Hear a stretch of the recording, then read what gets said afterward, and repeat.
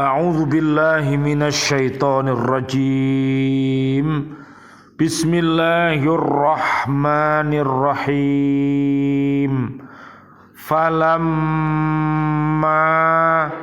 nasu ma dzukkiru bihi fatahna 'alaihim abwaaba kulli syai' hatta idza farihu bima utu akhadnahum baghtatan fa idza hum mublisun. Shadaqallahul azim. Maka ketika mereka melupakan peringatan yang telah diberikan kepada mereka, kami pun membukakan semua pintu kesenangan untuk mereka, sehingga ketika mereka bergembira dengan apa yang telah diberikan kepada mereka, kami siksa mereka secara tiba-tiba. Maka ketika itu mereka terdiam putus asa. Maha benar Allah dengan segala firman-Nya, dan Dialah yang Maha Agung. Surat ke-6 namanya Al-An'am ayat 44. Bismillah, alhamdulillah, assalatu wassalamu ala rasulillah. Asyhadu an la ilaha illallah wa asyhadu anna Muhammadar Rasulullah. Allahumma salli wa sallim wa barik ala Sayyidina Muhammad wa ala alihi wa ashabihi ajma'in walhamdulillahi rabbil alamin. Bi'aunillah, bi'idnillah, biridhoillah.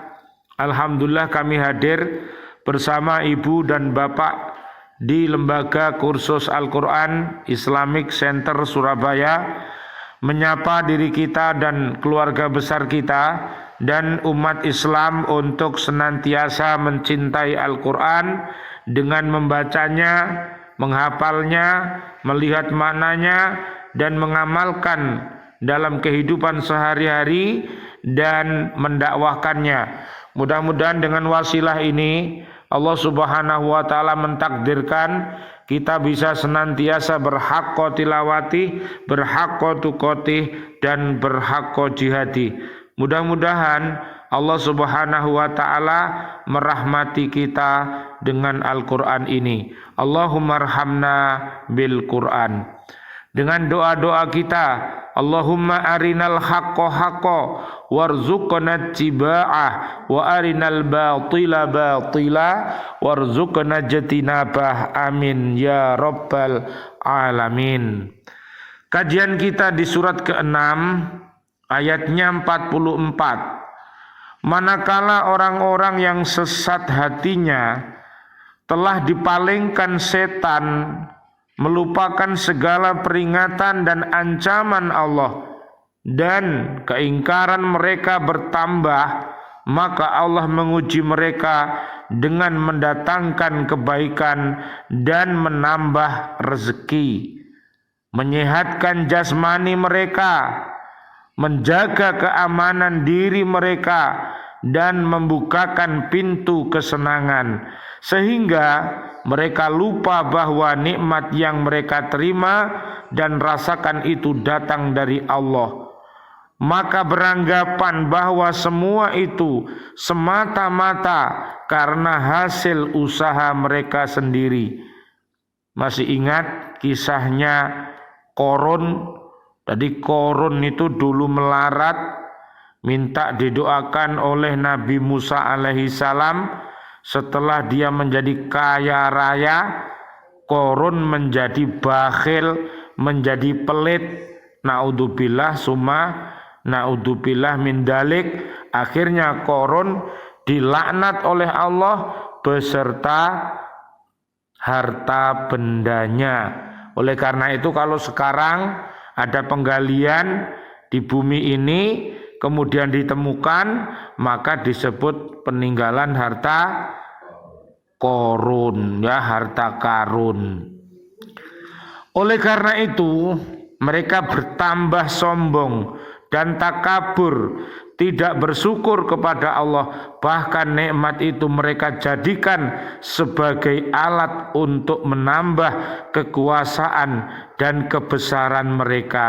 Hati-hati yang diuji dengan pangkat jabatan, hati-hati tidak boleh sombong dan takabur. Contohnya adalah Raja Fir'aun, diberi pangkat jabatan tapi dia bukannya bersyukur tapi malah menjadi orang yang kufur. Naudzubillah summa naudzubillah min dalik. Bila orang-orang yang ingkar itu telah bergembira dan bersenang hati dengan nikmat yang telah diberikan Allah dan beranggapan bahwa yang mereka peroleh itu benar-benar merupakan hak mereka, maka Allah menimpakan adab kepada mereka dengan tiba-tiba, sehingga mereka berduka cita dan putus asa dari rahmat Allah Subhanahu wa ta'ala. Rasulullah sallallahu alaihi wasallam, Allahumma shalli wa sallim alaih, beliau bersabda, "Idza ra'aitallaha ta'ala yu'til 'abda minad dunya ma yuhibbu wa huwa muqimun ala ma'asihi fa innama dzalika minhus tidrajun." Apabila kamu melihat Allah memberikan kepada seorang hamba kenikmatan dunia yang disukainya, sementara ia tetap bermaksiat kepadanya, maka itu adalah istidraj atau pembiaran. Hadis riwayat Imam Ahmad, At-Tabrani dan Al-Baihaqi. Hati-hati ibu bapak sekalian, apabila kita ini malas beribadah tapi rizki kita banyak, jangan-jangan itu adalah istijrot. Jadi hati-hati, karena dilulu sama Allah ya. Jadi kita harus berhati-hati. Kalau kita bisa melaksanakan taat ya, kemudian Allah memberikan rahmat karunia-Nya kepada kita berupa rizki, maka kita bersyukurlah dan hati-hati kita untuk mempergunakannya dengan cara yang benar. Dari ayat ini dipahami bahwa cobaan Allah kepada manusia ada yang berupa kesengsaraan dan penderitaan, dan ada pula yang berupa kesenangan dan kemewahan. Kemelaratan, penderitaan ini semuanya juga ujian, kemewahan juga ujian. Jadi jangan sampai kalau diuji kemewahan kemudian lupa daratan, tidak mau bersyukur malah kufur. Dengan ujian penderitaan jangan sampai kita ini menjadi putus asa. Nanti sampean lihat di surat 70, namanya surat Al-Ma'arij, ayat 19 sampai 35.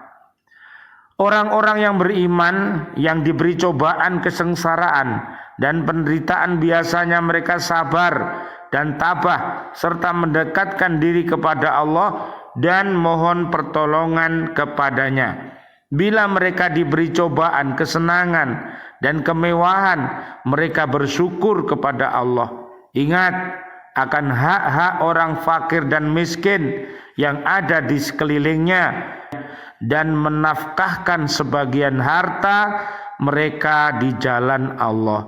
Mereka yakin bahwa kesenangan dan kemewahan itu hanyalah sementara, sedang kesenangan dan kemewahan yang sebenarnya dan yang kekal ialah di akhirat nanti. Sebaliknya, bila orang-orang ingkar kepada Allah, diberi cobaan, kesengsaraan dan penderitaan mereka putus asa dan bertambah ingkar kepada Allah.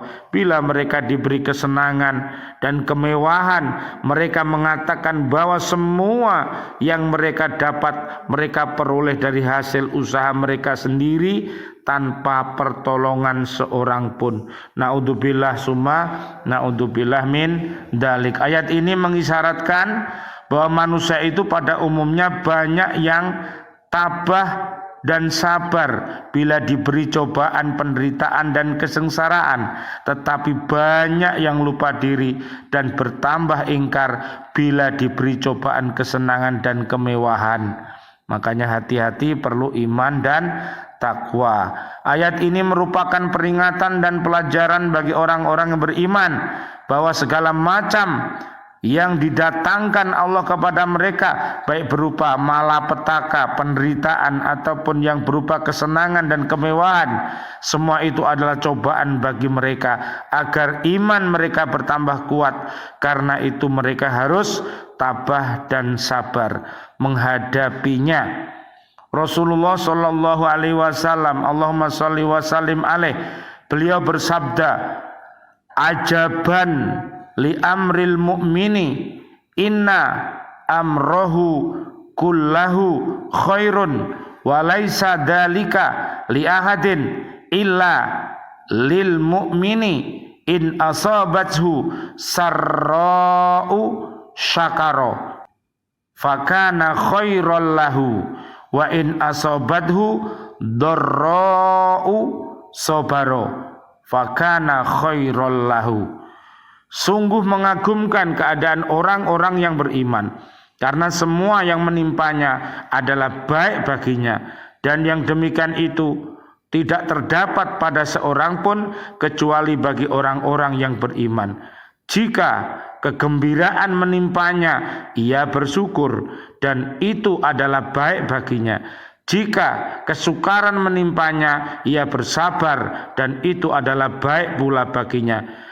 Riwayat Imam Muslim dari Suhaib. Subhanallah walhamdulillah wala ilaha illallah wallahu akbar la haula wala quwata illa billahil aliyil azim. Rabbana taqabbal minna innaka antas samiul alim wa tub alaina innaka antat tawwabur rahim. Subhanakallahumma wa bihamdika asyhadu an la ilaha illa anta astaghfiruka wa atubu ilaik. Malah kita berdoa kepada Allah untuk diri kita, keluarga besar kita dan seluruh kaum muslimin muslimat yang masih hidup. Mudah-mudahan Allah Subhanahu wa taala memberikan kita semuanya panjang umur bil barokah wa bi taatillah sihah wal afiyah. Mudah-mudahan kelak kita wafat dalam keadaan husnul khotimah, amin ya rabbal alamin. Dan doa-doa kita untuk seluruh kaum mukminin mukminat yang sudah wafat, ayah kami, juga guru-guru kami, para santri, santriwan BCA di Islamic Center ini, para sahabat-sahabat guru, dan juga sahabat-sahabat kami di Lembaga Pendidikan Al-Falah Surabaya, siswa-siswi kami, Bapak Ibu wali murid, dan sahabat-sahabat guru yang sudah wafat dalam keadaan beriman, presiden kami, juga para menteri kami, para pahlawan-pahlawan kami, dan seluruh warga bumi ini yang wafat dalam keadaan beriman. Doa-doa kami, Allahumma anzilir rahmah wal maghfirah wan ni'mah wal jannah. Rabbana atina fid dunya hasanah wa fil akhirati hasanah wa qina adzabannar. Amin ya rabbal alamin. Wal afu minkum. Wassalamualaikum warahmatullahi wabarakatuh. Waalaikumsalam warahmatullahi wabarakatuh.